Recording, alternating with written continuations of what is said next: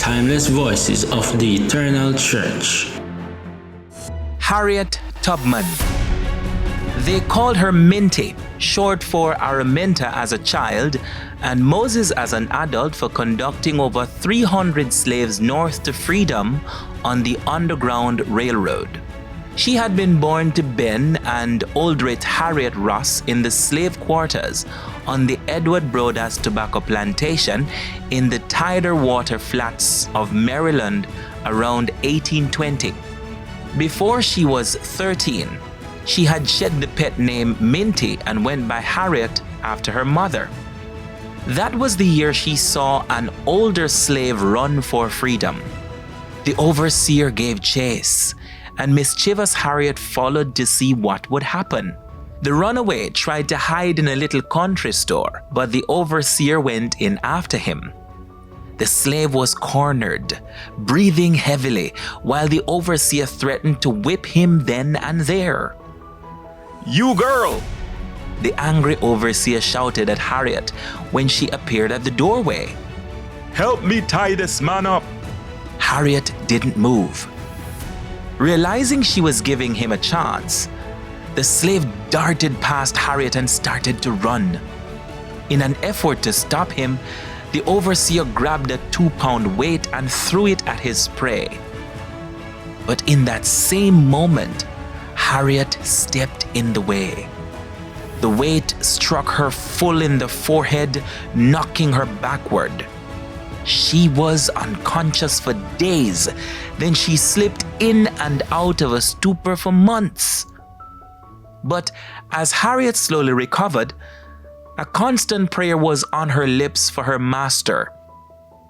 "Change his heart, Lord. Convert him." The wound finally healed, but for the rest of her life, Harriet suffered severe headaches and bouts of narcolepsy. As winter turned to spring, a rumor went around the slave quarters. The master was going to sell Harriet to the next slave trader who came along for her part in letting the slave escape. Rebellion surged in her heart, and her prayer changed.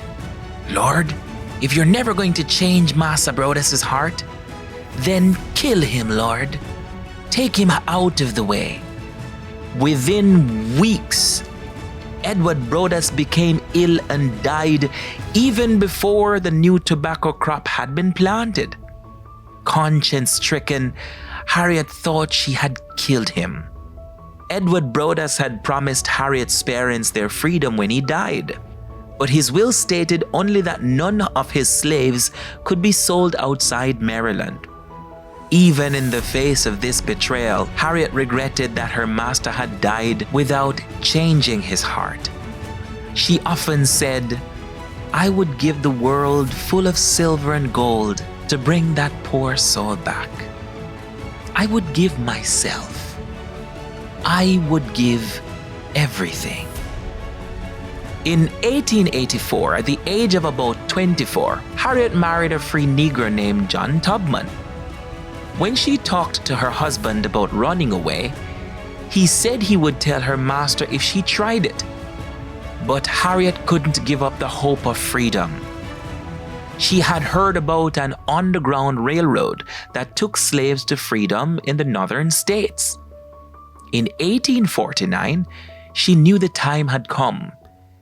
She traveled only at night, using all the wood lore she knew to make her way north.